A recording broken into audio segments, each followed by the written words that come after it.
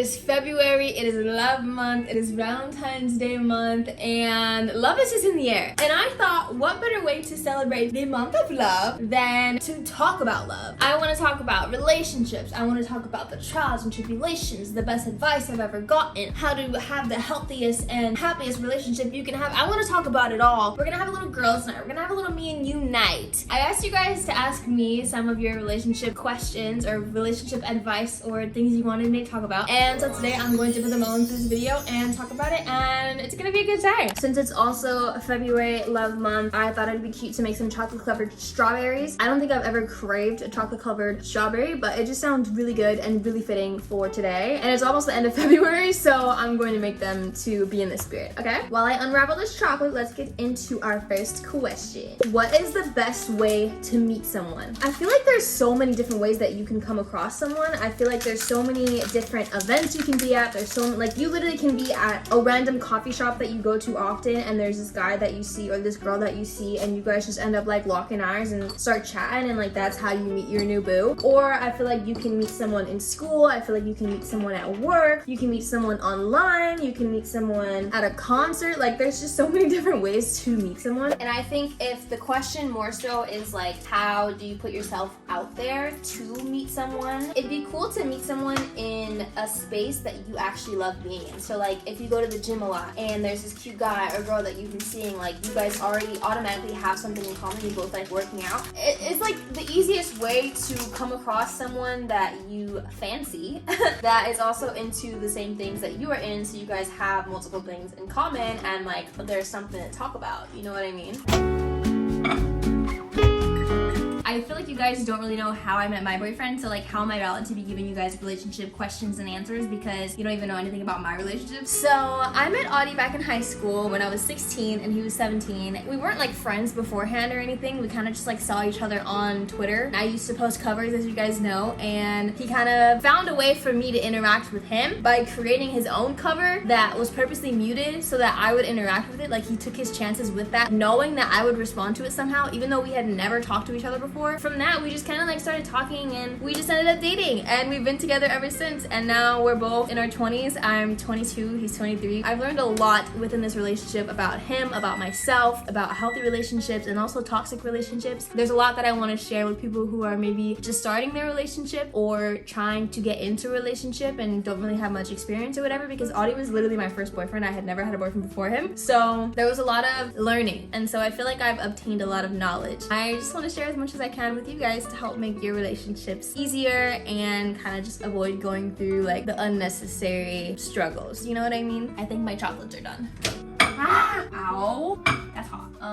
It could probably use a little more though. Okay, I think I definitely burned some of the chocolate. Yeah guys, I done burned the chocolate. What the frick? Long distance advice. Answer this one question. Are you willing to go that length for that person? You need to make that decision within yourself to determine whether or not doing long distance is even worth it. And if it is, then it's like you're gonna do everything to keep that relationship healthy and communicative and have both people feeling as appreciated and, you know, understood as possible. If you really see that relationship going somewhere and you want to put in the effort to make that long distance relationship work, then you really have to value your communication skills. You have to value making time for each other. You have to value treating that person how you would treat them if they weren't long distance. You know what I mean? Like there shouldn't be that big of a difference of how you treat someone when they're close to you versus when they're far from you. Like that same type of love and effort should coincide with each other. I feel like long distance definitely can work for people who are willing to put in the work for it, because yes, of course, it can be a little more challenging than a non-long distance relationship, just because that factor that you literally can't like see each other every single day or as often as you want. So because you have that barrier, you have to try even harder to make your partner feel special and loved, make it seem like you're still there even if you're not. What do I do about this chocolate? I'm confused. We're gonna disregard the first attempt. I don't know what the frick happened, but look at how juicy these are. I found these, I don't know where I found these, but they're so juicy and pretty and ready to be chocolatized. Okay, next question. What is it like living with your boyfriend? Living with your boyfriend, I feel like there's so many high expectations where it's like, oh, I get to, you know, wake up next to him every day, have cute little movie nights every night, make breakfast for each other, yada yada yada. And all of that is true. There are so many cute moments of living with your significant other. I truly love it and I wouldn't trade it for the world. However, there's still that factor of living with a boy. This was my first time living alone, or more so just like living out of my parents' house, and the first time being with a boy and transitioning from like having a lot of my own things to really sharing like my entire space. You definitely learn a lot more about your significant other when you do live with them and see them every day and learn their living habits, and you kind of just realize like you're either really similar or you're really different. But all in all, like, it is really fun living with your person, because that should be one of your favorite people to be around, and being able to spend as much time with them as you can when you do live together, getting to do a bunch of silly things like 2 a.m. McDonald's runs or a 24-hour movie night marathon and not have to worry about like going home at curfew or anything like that. Like, it's little stuff like that that makes the sharing your space, having to decorate, being mindful of another boy in the house, like, it makes all of that worth it. You know what I mean? Can we talk about my chocolate melts for a second? This was my second one, right? Like, that one looks normal. This was my first one, guys.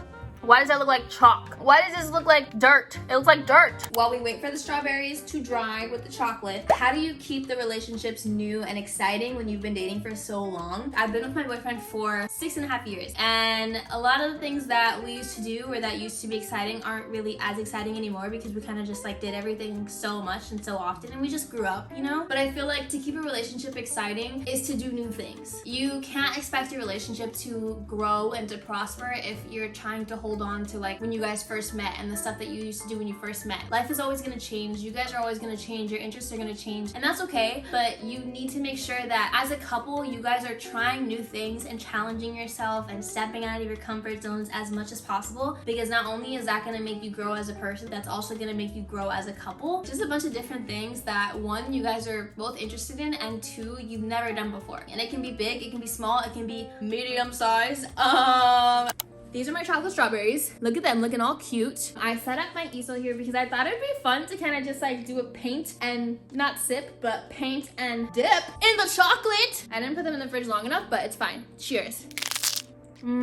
I forgot how good this was. Wow. How to stop getting easily jealous. Okay, see this one's a doozy, because truly how to stop getting jealous comes from yourself. There is nothing anyone else can do to help your jealousy issues. And the hard truth is that you being jealous is a product of your own insecurities. I struggle with jealousy too. I feel like in order to truly not feel jealous is to, one, have the strongest relationship of confidence with yourself. Truly love yourself. You need to focus on that self-love journey more than ever if you are truly struggling with like being jealous with your partner. And second of all, not only do you have to have confidence within yourself, but you have to have confidence within your relationship. You have to be so confident that your significant other is literally here for you and loves you and is only interested in you. You need to be able to trust your partner and trust that they literally are loyal to you, they are in love with you, they are here with you and nobody else. And like, that should be enough to get rid of this jealousy that you're feeling. And if you don't feel confident, if you don't feel confident in your partner or your relationship, then that is another conversation that we need to be having. This is my first time picking up a paintbrush in like months, and I'm having such a good time. This is so fun. How do you avoid becoming too attached and dependent on your partner? One thing that people really mess up on in a relationship, especially new relationships, is stopping everything that they used to do before getting into a relationship. All of the activities, all of the hobbies, people completely put their past life on pause when they're in a relationship so they can begin a new life. But I feel like a relationship shouldn't be the end of something. It should kind of just be like an addition to your life. It's still so important to do whatever it is that you did before you were in the relationship, to keep up with the hobbies, to keep up with the activities, to keep up with that schedule. As soon as you start letting go of those things is when you start to lose yourself in a relationship. And that's like the number one thing that you don't want to do. You don't want to lose yourself in a relationship. It's going to be so hard for you to truly enjoy that person and enjoy that relationship relationship because you're just putting all of yourself, the responsibility of you, onto that person to keep up with. And that's not fair to that person, and that's not fair to you either. So you need to maintain the maintenance that you have for yourself. Taking care of your health, working out, fueling that little kid inside of you, doing the hobbies that you like. There's no reason to stop any of that because that's who that person is even falling in love with. How do you handle finances as a couple? I feel like there's multiple ways people can go about this, and like there isn't really one way to like do finances as a couple. Some people like to do the 50-50 method. Some people like to do the whoever makes more in the household pays a little bit more. Like there's so many different ways that you can do it, but that's obviously something that you guys kind of have to like come to a consensus about. We pretty much split everything: rent, utility bills, Wi-Fi, all that stuff. Like all that stuff is split that we share. Obviously, like groceries we share, or sometimes like I'll get groceries one week and then he'll get them the other week. And then as far as like going out for dates and stuff, I think we do a good job at each person kind of treating the other person. We treat each other, and we also do a lot of different work together to make money. So it's like the money that we make together is for us in a way. So like I think we've definitely built up to this system that's kind of just what works for us, but obviously it can be different for you and your partner. So definitely have that conversation with your partner on how you want to do finances and like what you're comfortable doing. You don't ever want money to create any underlying emotions between you and your partner. So there's no reason to be secret about your money and how much you're making. I feel like transparency is so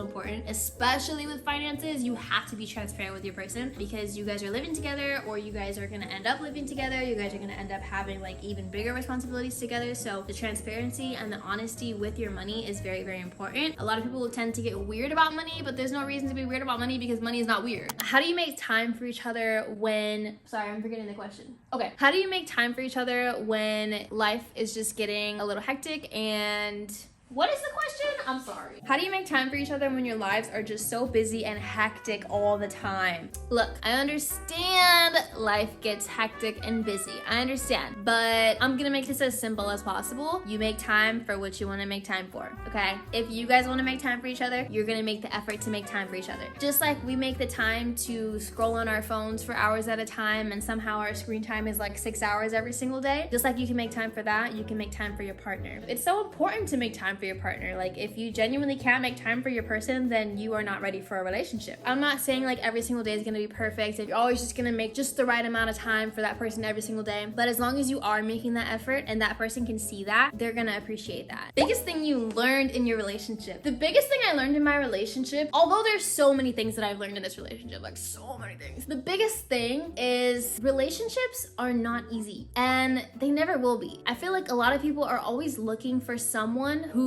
is just so easy to manage, like a relationship that's just natural, a relationship that just comes easy. Those relationships don't exist. Relationships are hard work. Relationships are constant hard work, constant growth, constant effort. Like it never stops, you know? Even when you've been together for 10 years, 20 years, 30 years, that effort to keep bettering your relationship and to keep growing and to keep maintaining the healthiness of your relationship is always going to like be a reoccurring thing. Like it's never gonna stop. There's never gonna be like a peak of your relationship where it's like, okay, I'm working to get here. Because what are you gonna do after that? You're gonna let it fall off? Like, no. You're gonna continuously have to maintain that relationship and to keep it healthy and all that stuff. And this is also something that you can take with your friendships too, or even your family relationships. Relationships are work. Just like you have to work on yourself every single day, you need to work on your relationships to keep them healthy and happy and alive. That was my relationship Q&A, all about love type of night. I really hope you guys enjoyed this video. If you did, make sure to give it a thumbs up and click that subscribe button. I almost got paint on my shirt. If you guys like these kinds of videos, let me know in the comments. This was so fun hanging out with you and literally just chilling, like making a painting together. Happy Love Month. I hope this helped with any type of questions that you had or any advice that you needed in your relationship, and I hope your relationships thrive and prosper and just grow from here. And I will see you guys very soon.